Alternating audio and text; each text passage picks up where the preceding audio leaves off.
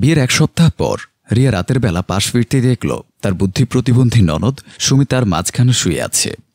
রিয়া হঠাৎ জোরে চিৎকার করে বিছানা ছেড়ে নেমে বলে উঠল, ও এখানে কেন এত রাতে? রিয়ার স্বামী আরিফের ঘুম ভেঙে গেল। চোখ ডলতে ডলতে আরিফ রিয়ার দিকে তাকিয়ে বলল, ওর বোধহয় ভয় পেয়েছে, তাই রুম থেকে চলে এসেছে। আগে তো প্রায় আসতো, আজ আমা তো খালার বাসায় গিয়েছে, তাই। আগে আসতো বলে কি এখন আসতে পারবে ও? ওর সেটা বোঝার কি বোধ আছে রিয়া? বুঝলি কি আর এত বড় মেয়ে ভাই ভাবির মাঝখানে আসতো? রিয়ার কিছু বলার আগেই আরিফ রিয়ার গায়ে আলতো করে হাত বুলিয়ে ওকে কপালে একটা চুমু দিল। বাচ্চাদের মতো ঘুমোচ্ছে সে। রিয়ার তা দেখে আরও গা জ্বলে উঠল। বলল, আমি অত শত বুঝি না, আমার বাপের দেয় খাটেও ঘুমাবে না, গা থেকে প্রস্রাবের গন্ধ বেরোচ্ছে। আমরা তো তোমার বাবার থেকে খাট চাইনি, উনি জোর করে পাঠিয়েছেন, আমি তো ফেরত পাঠিয়েছিলাম। আরিফ এবার সুমিকে আলতো করে ডেকে তুলে ওর রুমে নিয়ে গেল। যাওয়ার সময় দরজা টেনে দিয়ে বলল, তুমি ঘুমাও তোমার বাবার খাটে। আরিফ সুমির সাথে ওর রুমে গিয়ে শুয়ে পড়ল। সুমি গুটি মেরে আরিফের হাত ধরে শুয়ে আছে। ওর ভয় লাগছে একা। বেশ কিছুদিন পর আরিফ বাসায় ঢুকতেই শুনল রিয়া খুব জোরে চিৎকার করছে। ওর মাকে চিৎকার করে বলছে, আপনার মেয়ে আজকেও আমার মেকআপ, পাউডার, লিপস্টিক সব নষ্ট করে এসেছে। ফ্লোরে আমার সব জামা ফেলে দিয়ে এসেছে। জাস্ট একটু ওয়াশরুমে গিয়েছিলাম আমি, এখন কি আমি ঘরে তালা মেরে ওয়াশরুমে যাব? আরিফের মা আয়েশা বেগম মাথা নিচু করে বলল, জানো তো মা, ও স্বাভাবিক না। স্বাভাবিক হলে কি করতো? আমি তো চোখে চোখেই রাখি। আমিও একটু কোরআন শরীফ পড়তে বসেছিলাম, কখন কি এসব করেছে আমি এসব নিজেও জানি না। মেয়েকে শাস্তি দেন না, তাই এমন করে। কোষে কয়েকটা থাপ্পড় দিলে সব ঠিক হতো। যদি শাস্তি দিলেও শিক্ষা হতো, সে শাস্তি দেওয়াতেই তো আমার সুখ হতো মা হিসেবে। তুমি বুঝবে না মা। সুমি রিয়ার দিকে তাকিয়ে ভেঙচি দিলে রিয়া হাত তুলে এগিয়ে গেল ওকে থাপ্পড় দিতে। আরিফ এসে ধরে ফেলল। কি করছো তুমি? তুমি মানুষ নাকি পশু? এমন বাচ্চার গায়ে কেউ হাত তুলে? রিয়া জোরে চিৎকার করে বলল, তোমার বোন এই বাড়িতে থাকলে আমি এক মুহূর্তে বাড়িতে থাকবো না, আজই চলে যাব। আমার বোন কোথাও যাবে না। আমার বোন আমার সন্তান। আমার সন্তান যেমন হোক, আমার সন্তান এমন হলে কি আমি সন্তানকে ফেলে দিতাম? তোমার ইচ্ছে হলে তুমি চলে যেতে পারো, আমার কোনো আপত্তি নেই। আমি ডিভোর্স পেপার পাঠিয়ে দিব। আরিফের এমন কথাই রিয়া খুব অপমানিত হলো। ও ভেবেছিল ওর বাবার টাকার জন্য রিয়াকে আরিফ অনেকভাবে আটকাতে চাইবে, কিন্তু রিয়া কিছুতেই হার মানার পাত্রী নয়। ও ঠিক করল ও এর প্রতিশোধ নিয়ে ছাড়বে। এক দুপুরে আরিফের মা আয়েশা বেগম যখন ঘুমাচ্ছিলেন, সুমি ফ্লোরে বসে বসে এক মনে পুতুল খেলছিল। রিয়া দরজার বাইরে দাঁড়িয়ে সুমিকে আইসক্রিম দেখিয়ে বলল, খাবে? সুমি মাথা নেড়ে হ্যাঁ বলল। রিয়া ইশারাই ওকে বাইরে ডাকল। সোফায় বসিয়ে আইসক্রিমটা খাওয়ালো। শেষ হতে রিয়া বলল, চলো তাহলে আমরা বাইরে যাই, বড় একটা আইসক্রিম কিনে দিব। সুমি খুশি মনে রিয়ার সাথে বের হয়ে গেল। রিয়া সুমিকে নিয়ে গিয়ে ওর হাতে আইসক্রিম দিয়ে ওকে একটা প্রতিবন্ধী আশ্রমের সামনে বসিয়ে দিয়ে আরেকটা আইসক্রিম আনবে বলে উঠে বেরিয়ে গেল। তারপর ঘরে এসে ঘরের মেইন দরজা খোলা রেখে নিজের রুমের দরজা বন্ধ করে শুয়ে পড়ল। কিছুক্ষণ পর আয়েশা বেগম দরজা বাড়ি দিয়ে জিজ্ঞেস করল, সুমি আছে এখানে? রিয়ার মাত্র ঘুম ভাঙল এমন একটা হাই তুলে বলল, ও কোথায় আমি কি জানি? আমি তো ওর ভয়ে দরজা লক করে ঘুমিয়েছি, দেখেন আছে কোথাও হয়তো। আয়েশা বেগম মেইন দরজা খোলা দেখে। আয়েশা বেগম হায় আল্লাহ বলে সুমিকে খুঁজতে বের হয়ে গেলেন। কোথাও না পেয়ে আবারও ফিরে এসে তড়িঘড়ি করে আরিফকে ফোন করল। আরিফ দ্রুত বাসায় এসে মাকে নিয়ে আবারও বের হয়ে গেল। রিয়াও খোঁজার ভান করে বলল, আমিও যাব কি? না, তুমি বাসায় থেকো, ও যদি ফিরে আসে আমাদেরকে ফোন দিও। রিয়া মাথা নেড়ে সায় দিল। ওরা বের হতেই রাজ্য জয় করে ফেলল এমন একটা হাসি দিল। রাতের 12টার দিকে আরিফ আর ওর মা ফিরল সুমিকে ছাড়া। কোথাও খুঁজে পায়নি। আয়েশা বেগম কান্না করতে করতে কিছু না খেয়ে ঘুমিয়ে পড়লেন। আরিফ চারিদিকে ফোন দিচ্ছে। রিয়া বলল, পারলে মর্গে একটু খোঁজ নিও, যদি অ্যাক্সিডেন্টের কোনো কেস। আরিফের রাগান্বিত চোখ দেখে রিয়া কথাটা শেষ করতে পারল না।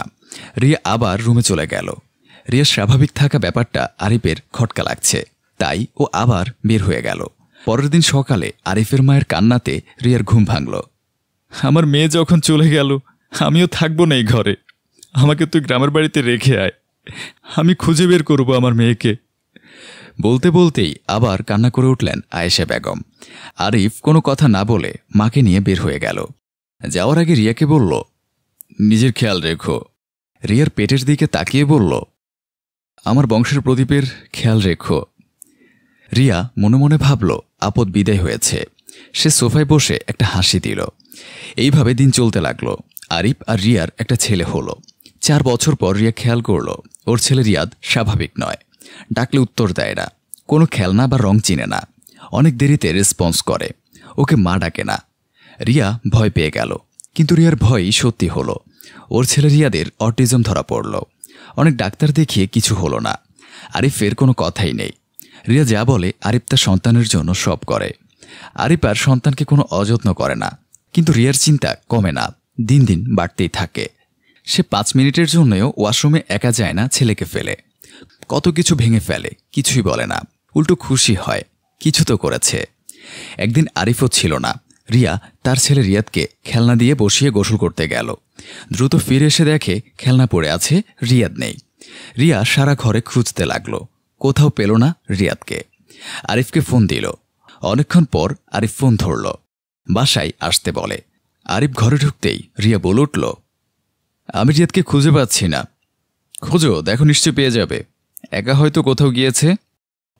রিয়া রেগে গিয়ে বলল, ও কোথাও একা কিভাবে যেতে পারে? চলো পুলিশের কাছে যাই, ওকে নিশ্চয় কেউ নিয়ে গেছে। কেন, সুমিও তো একা ঘর থেকে বের হয়ে গিয়েছিল, তাই না রিয়া? রিয়া চুপ করে আছে। আরিফ আবার বলে উঠল, রিয়া যদি যেতে পারে, রিয়া তো নিশ্চয় গিয়েছে। রিয়া চুপ করে আছে দেখে আরিফ আবার বলে উঠল, মর্গে খোঁজ নেব কে? রিয়া চিৎকার করে উঠল, কি জালতা বলছো তুমি? আমার ছেলেকে মেরে ফেলতে চাইছো তুমি? তোমার কি একটুও কষ্ট হচ্ছে না? তুমি এখন যা কষ্ট পাচ্ছ, আমি তো আমার প্রথম সন্তান আমার বোন সুমির জন্য তা পেয়েছি। তুমি তো বলেছিলে এইভাবে, মনে নেই? রিয়া বুঝতে পারে সুমির হারিয়ে যাওয়ার পেছনে যে ওর হাত ছিল সেটা আরিফ জানে। রিয়া ফ্লোরে বসে কান্না শুরু করে। আরিফের পা ধরে বলে, আমার ভুল হয়ে গেছে, আমাকে তুমি ক্ষমা করো। আমি সুমিকে আইসক্রিম খাওয়াবো বলে বাইরে নিয়ে গিয়ে ফেলে এসেছিলাম। আল্লাহ তার শাস্তি আমাকে দিয়েছে আমার সন্তান দিয়ে, কিন্তু আমি আমার সন্তানকে ভালোবাসি, সে যেমন হোক, সে আমার জন্য অহংকার। প্লিজ তুমি ওকে আমার কাছে ফিরিয়ে দাও। তুমি এতগুলো বছরে কোনো খোঁজ নিয়ে দেখেছ কোথায় সুমি, কোথায় আম্মা? নাওনি। তুমি স্বার্থপর, তোমার কোনো ক্ষমা হয় না। রিয়া আবার হাউমাউ করে কান্না করে। কোথায় ওরা?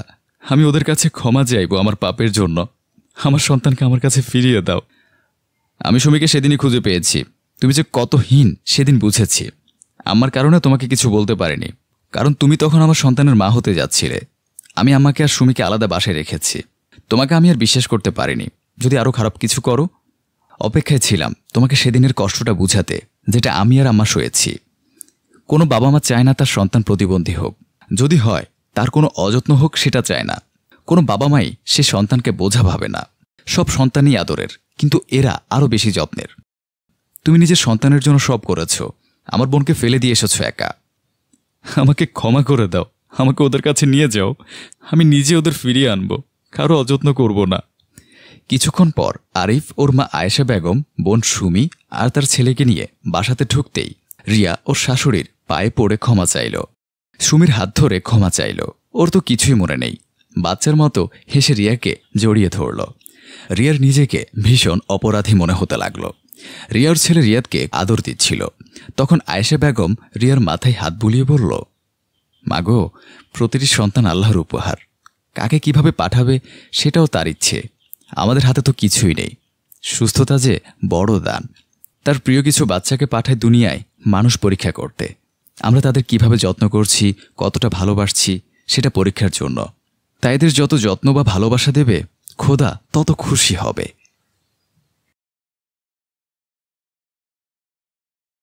সকালে খাটে মুখের উপর কাঁথা মুড়ি দিয়ে ঘুমাচ্ছে অধরা। হঠাৎ মুখের উপর একটা চড় লাগতেই ঘুম ভেঙে গেল অধরার।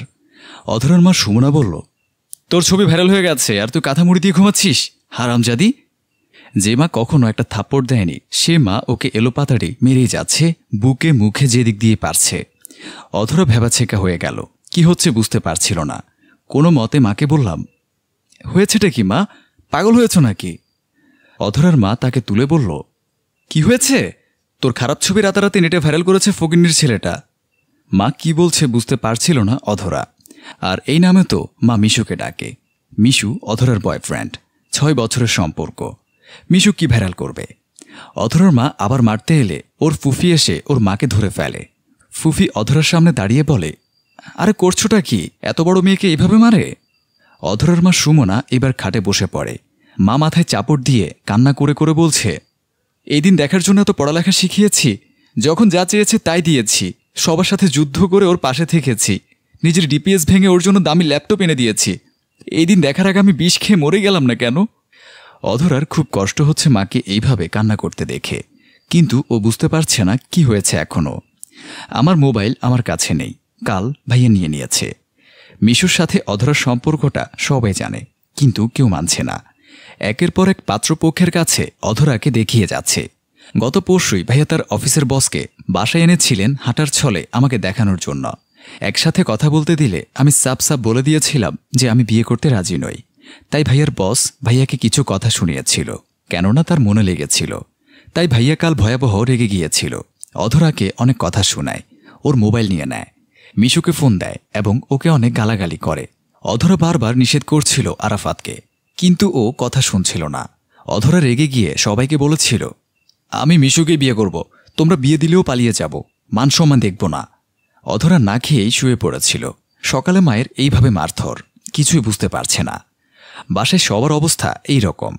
বাবার প্রেশার হাই হয়ে গেছে, ভাইয়াকে দেখলে কেমন বিধ্বস্ত চেহারা লাগছে। সবার নাম্বারে একটার পর একটা কল এসিয়ে যাচ্ছে। ও বুঝতে পারছিল না কি এমন হয়েছে। বাসায় কারো কিছু খাওয়া হয়নি দেখা যাচ্ছে। অধরার ফুফি আরাফাতের কাছ থেকে মোবাইলটা আনালো।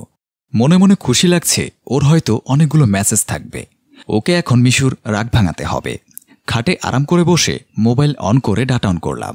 হঠাৎ এত নোটিফিকেশন কিসের আসছে? অধরা ফেসবুক অন করতেই আটকে উঠল। মোবাইল হাত থেকে ছিটকে পড়ে গেল। খাট থেকে নেমে উঠে দাঁড়িয়ে গেল। ফেসবুকে আমার ছবি ভাসছে। আমাকে কেউ যেন জোরে ধাক্কা দিল। মোবাইলের স্ক্রিনটা তখনও দেখা যাচ্ছে। অধরা বুঝতে পারছিল না কি এসব, কে করল। অধরা কাঁপা কাঁপা হাতে মোবাইলটা নিল। খুব বাজে ক্যাপশনে আমার ছবি, বুকের মুখের। গোসল করার পর বুকের উপর টাওয়াল দেয়া ছবি। হাজার হাজার লাইক কমেন্ট শেয়ারে ভাসছে পুরো টাইম লাইনে। কে ওরা, কারা এত শেয়ার করছে? ছবিগুলো তো আমি মিশুকে দিয়েছিলাম। ও কি নিজে করেছে নাকি ওর আইডি হ্যাক হয়েছে?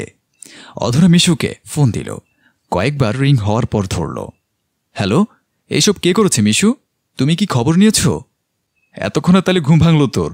আমি করেছি রে, আমি। অধরা মোবাইল কান থেকে সরিয়ে আবার নাম্বারটা দেখল। না, সেভ নাম্বারেই তো ফোন দিয়েছি। মানে মানে আবার কি? রাতারাতি ভাইরাল হয়ে গেলি আর কি? কি বলছো এইসব? আর তুই তো করে করছো কেন? কেন, কাল যখন তোর ভাই আমাকে তুই তো করে করছিল তখন তুই কোথায় ছিলি? খুব পয়সার দেমাক না তোদের? যা দিয়েছি সব শেষ করে, দেখা এবার দেমাক। অধরা নিজের কানকে বিশ্বাস করতে পারছিল না। এত লেম একটা এক্সকিউজে কেউ এমন একটা জঘন্য কাজ করতে পারে? অধরা আবারও বলল, তুমি কি পাগল হয়েছ? সব ডিলিট করো। এখন কি আর এসব আমার হাতে আছে? কত মানুষের কাছে ছড়িয়ে গেছে। ইনবক্সে খেলা হচ্ছে তোমায় নিয়ে। তোমার ভেজা চুলে টাওয়ালের ছবিটা কি ভাইরাল হলো মায়েরি। মিশু, এই দেমাক দেখাবি না, এখনো দেমাক কমেনি? আরও আছে, ছাড়বো নাকি?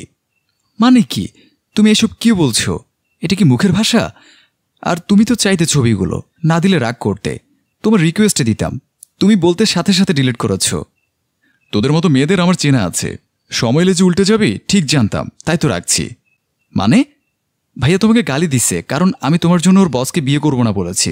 তোমার জন্য কাল সারা রাত সবার সাথে ঝগড়া করেছি। আর তুমি, তোমারও তো অনেক ছবি ছিল, কই আমি তো রাখিনি। মিশু এবার উচ্চস্বরে হেসে উঠল। আর গাধি মেয়ে থাকলেই বা কি করতে? ভাইরাল হয় মেয়েরা, কখনো দেখেছো ছেলেদের ছবি ভাইরাল হতে? তুমি সব ডিলিট করো, নইলে আমি তোমার নামে কেস করব। আমি করেছি যে প্রমাণ কি? কত ছেলে তো শেয়ার করলো, কাকে কাকে ধরবে তুমি? এমন করছো কেন তুমি? আমি কি করেছি? তোমাকে ভালোবাসি বলে বিশ্বাস করেছি, এটাই আমার দোষ? মিশু ফোন কেটে দিল, মোবাইল বন্ধ করে দিল। এমন চেহারা ওর অধরা চিন্তাই করতে পারছে না। অধরা নিজেকে রুমে বন্দী করে ফেলল। কারো সামনে যাওয়ার মুখ আর নেই ওর। বাবা ভাইয়া কেউ ঘর থেকে বের হতে পারছে না। কমেন্টগুলোর কথা মনে পড়তেই কান্না করতে লাগলো সে। কিছুদিন পর সব স্বাভাবিক হতে না হতেই রিজভী সাহেব আবার বিয়ের প্রস্তাব দিলেন। সবাই আবার খুশি হয়ে গেল। তবে উনি অধরার সাথে দেখা করতে চেয়েছেন। তাই অধরার সম্মতিতেই রিজভী সাহেবকে আজকে বাসায় ডাকা হলো অধরার সাথে কথা বলার জন্য। চিন্তা করো না, এসব জিনিস মানুষ 2 দিনেই ভুলে যায়, মনেই থাকে না এরা কি দেখলো কি বলল। আপনি কি আমায় দয়া করে বিয়ে করছেন? উনি হেসে বললেন, আমি জানতাম তোমার মনে এই প্রশ্ন থাকবে, তাই আজ দেখা করতে বলেছি। আমি তোমায় দয়া করছি না, আমি তোমাকে কিছু কথা বলবো, তা শুনে যদি তোমার দয়া হয় বিয়ে হবে, নইলে হবে না। বলুন। দেখো, আজকাল এই যে 2 মিনিটে কোনো মেয়ের ছবি ফেসবুকে নেটে এত ভাইরাল হয়ে যায়, এর পেছনে কারণটা কি কেউ একবার খুঁজে? এদের কাছে খুব মজার জিনিস, ছেলেরাই করে এটা, কিন্তু যখন কোনো মেয়ে ধর্ষিত হয় তখন এরাই আবার ব্যানার হাতে রাস্তায় নামে ফেসবুকে ঝড় তুলে, কিন্তু এরা কারণ খুঁজে না। কখনো দেখেছো কোনো ছেলের ছবি ভাইরাল হয়েছে? না, কারণ ছেলেরা ছেলেদের এইসব দেখে মজা পাবে না। ছেলেদের রুচিবোধ আসলে এখনও এত নিচে নামেনি যে ওরা এটা করবে। ভাইরাল মানে কি? সবার মধ্যে ছড়িয়ে দেয়া। এটা হয় কিভাবে? 1 জন থেকে 5 জন দেখে, সে 5 জন থেকে 5 করে 25 জন, এইভাবেই বাড়ে।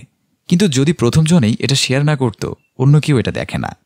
আমার ছোট বোন ঠিক এমন কিছুর শিকার হয়েছিল। আমি তাকে বাঁচাতে পারিনি, তোমার ভাইয়ার মতো। তাই আমি চাই না অন্য কারো জীবনে এই কালো অধ্যায়টা থাকুক।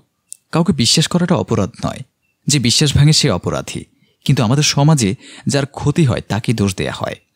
একটানা কথাগুলো বলে পানি খেলেন উনি। আমি তার দিকে তাকিয়ে রইলাম। অনেকক্ষণ পর উনি বললেন, আমি সাধারণ, হিরো নই। আমি তোমায় শাড়ি গয়নায় ভরিয়ে রাখতে পারবো না, গোলাপ এনে লাগাতে পারবো না মাথায়, কিন্তু মাসের বাজারটা আমি ঠিক করে রাখবো। কথায় কথায় রোমান্টিক আমি নই, তবে তোমাকে একা ফেলে যাব না।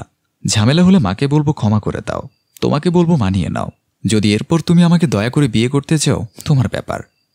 অধরা সেদিন আর কিছুই বলতে পারল না, শুধু এই মানুষটিকে চোখ ভরে দেখল আর ভাবল, মিশুও পুরুষ আর উনিও। তারপরও তাদের মানসিকতায় কত তফাৎ। তাদের বিয়ে হলো, সবাই বেশ খুশি। অনেকদিন হয়ে গেল, কেউ কিছু বলেনি আর ভাইরাল হওয়ার ছবি নিয়ে। বছর 5 পার হলো, অধরা রিজভির ছেলে হলো। সবাই ভুলে গেল সব, শুধু ভুলতে পারেনি অধরা। এখনো মাঝরাতে নাকে মুখে পানি ঢুকে নিঃশ্বাস আটকে যাচ্ছে এমন মনে হয়। সেই সব ছবিতে কমেন্ট করা সেসব কথাগুলোর কথা মনে পড়লে অধরা ক্লান্ত শরীরে হালকা নাক ডাকা লোকটার দিকে তাকায়। সত্যিকারের প্রেমিকগুলো কত সাধারণের আড়ালে লুকিয়ে পড়ে, তাই না? ঢোলা শার্ট আর ট্রাউজার, সাধারণ জুতোতে 9টা 5টা অফিস শেষেও যখন ভালো দামে পাওয়া ফ্রুটসগুলো আনতে ভুলে না, তাদের মধ্যে আমরা প্রেমিক খুঁজতে ভুলে যাই। এত সাধারণ হয় তারা। সেদিন ফেসবুকে মিশু অন্য আইডি থেকে নক দিয়ে কথা বলছিল। আমি ওকে কোনো প্রশ্ন করিনি। ও বলেছিল, তোমাকে আমি ভুলতে পারিনি। তাচ্ছিল্য সুরে অধরা বলেছিল, আমিও তোমায় ভুলতে পারিনি। এখনো আসো মধ্যরাতে দুঃস্বপ্ন হয়ে। এখনো মনে রেখেছ সেসব? ক্ষমা করনি আমায়? ভুলে গেছো তুমি, তাই না? তোমার তো মনে রাখার কথা ছিল না। আমি তোমাকে ক্ষমা করে দিয়েছি অনেক আগে। এখনো রোজ প্রার্থনা করি তোমার জন্য, সেসব ছেলেদের জন্য যারা শুধুমাত্র মজা করার জন্য এসব নোংরা খেলায় মেতে ওঠে। আমি প্রার্থনা করি তুমি বিয়ে করে সুখী হও, তোমার স্ত্রী তোমার প্রিয়তমা হোক। ভাইরাল হওয়া এ মেয়ে তোমায় আশীর্বাদ করি, তোমার ঘর আলো করে মেয়ে আসুক। তুমিও আমার বাবার মতো মেয়ে সন্তানের বাবা হও।